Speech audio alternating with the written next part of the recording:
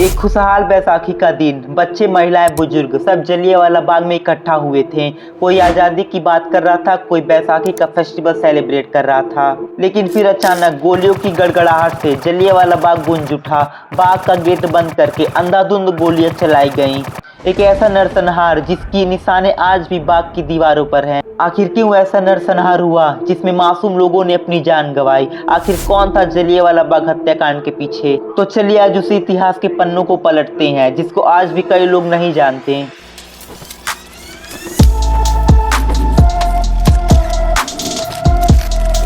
जलियांवाला बाग जो पंजाब के अमृतसर में स्थित है। इस बाग में अंदर आने और बाहर जाने के लिए सिर्फ एक पतली सी गली है। इस बाग में एक कुआं है और बाग के चारों तरफ घर है। वीडियो में आगे बढ़ने से पहले समझ लेते हैं कि रॉलेट एक्ट क्या था। रॉलेट एक्ट को 19 मार्च 1919 को ब्रिटिश गवर्नमेंट ने बनाया था। इसे काला कानून के नाम से भी जानते हैं। इस कानून का उद्देश्य था कि जो भारतीय राष्ट्र आंदोलन कर रहे हैं आजादी के लिए, उन्हें आसानी से कुचला जा सके। 13 अप्रैल 1919 बैसाखी का दिन था।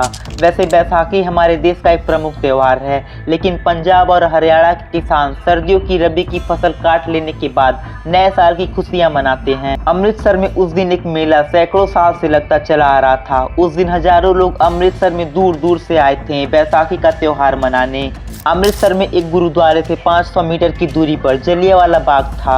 उसी बाग को देखने के लिए बहुत सारे बच्चे, महिलाएं और बुजुर्ग इकट्ठा हुए थे। सब बड़ी खुशी से बैसाखी का त्योहार मना रहे थे और उसी जलियांवाला बाग में एक सभा रखा गया था।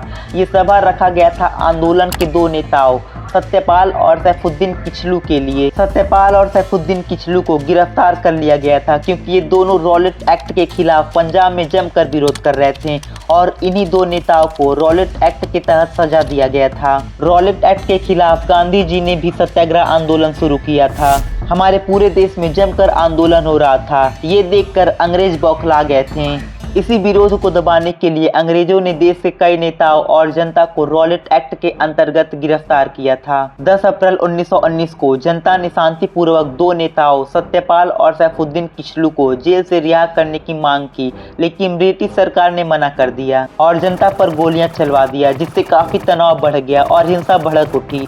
फिर जनता ने बैंकों, रेलवे स्टेशन, सरकारी भवनों में आग लगा दिया, जिसके बाद पंजाब के कई हिस्सों में कर्फ्यू लगा दिया गया। वैसाखी के 13 अप्रैल 1919 को अमृतसर के जलियांवाला बाग में एक सभा रखी गई थी। इस सभा में कुछ नेता भाषण देने वाले थे। ये सभा रखा गया था रॉलेट एक्ट के विरोध में और सत्यपाल और सैफुद्दीन किचलू को जेल से रिहा करने के लिए। यहाँ कुछ लोग बैसाखी का मेला घूमने आए थे और कुछ लोग ब्रिटिश सरकार के खिलाफ विरोध प्रकट करने आए थे। जब नेता भाषण दे रहे थे तभी ब्रिगेडियर जनरल रेजिनाल्ड डायर ने 90 ब्रिटिश सैनिकों को लेकर वहां पहुंच गया। सभी सैनिकों के हाथों में राइफल थी। जब नेताओं ने सैनिकों को देखा तो उन्होंने जनता को शांत होकर बैठने के लिए कहा, क्योंकि उन्हें लगा कि ये सैनिक वैसे ही किसी काम से आए होंगे। लेकिन उन्हें क्या पता था कि जनरल डायर पहले से ही तैयारी करके आया था। फिर सैनिकों ने पूरे बाग को घेर लिया और बिना वार्निंग दिए निहत्थे लोगों पर गोलियां चलानी शुरू कर दी। सैनिकों ने 10 मिनट तक लगातार 1650 राउंड गोलियां चलाया। जलियांवाला बाग चारों तरफ से घिरा हुआ था। इस बाग में सिर्फ एक रास्ता था, उसको सैनिकों ने बंद कर दिया था। कुछ लोग जान बचाने के लिए बाग के कुएं में कूदने लगे। ऐसा देख कई लोग जान बचाने के लिए कुएं में कूदने लगे। कुछ ही मिनटों में कुआं भी लाशों से पट गया। उस दिन शहर में कर्फ्यू लगा था, जिसकी वजह से कई लोगों का इलाज नहीं मिल पाया और तड़प तड़प कर शहीद हो गए। अब बात आती है कि जलियांवाला बाग में कितने लोगों ने अपनी जान गंवाई थी।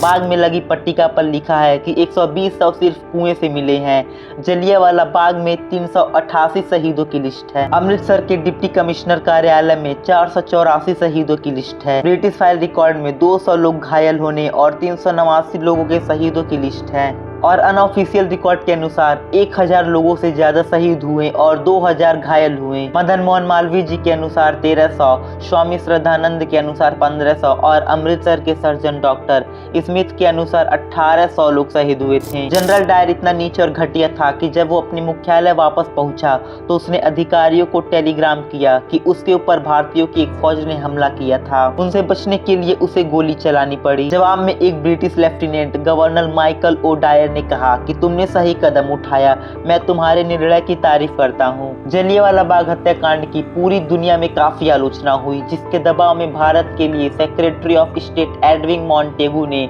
1919 के अंत में इसकी जांच के लिए एक हंटर कमीशन नियुक्त किया। कमीशन के सामने जनरल डायर ने कबूल किया कि वह गोली चलाकर लोगों को मार देने का निर्णय पहले से ही करके आया था और साथ में 2 तोप भी ले गया था, लेकिन बाग के पतली रास्तों की वजह से वो अंदर नहीं ले जा पाया था। इतना कुछ हो जाने के बाद भी जनरल डायर को कोई दंड नहीं दिया गया। आप लोग सोच सकते हैं कि अपराधी ने इतना बड़ा हत्याकांड करवा दिया और उसने कबूल भी किया, लेकिन उसे कोई अपराध नहीं दिया गया।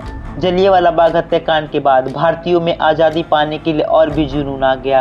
अंग्रेजों से आज़ादी पाने के लिए पूरे देश में एक अलग ऊर्जा आ गया। फिर 1920 में गांधी जी ने असहयोग आंदोलन शुरू किया। जलियांवाला बाग हत्याकांड का अपराधी जनरल डायर को कोई अपराध नहीं दिया गया था, लेकिन 20 साल बाद उधम सिंह ने अंग्रेजों से बदला लिया था। जब जलियांवाला बाग में यह हत्याकांड हो रहा था, उस समय उधम सिंह वहां थे और उन्हें भी एक गोली लगी थी। उन्होंने संकल्प लिया कि वो इसका बदला जरूर लेंगे। 31 मार्च 1940 को लंदन में जाकर British lieutenant governor Michael O'Dwyer को गोली चला के मार डाला। ये वही माइकल ओडायर था जिसने जनरल डायर की तारीफ किया था कि तुमने सही किया।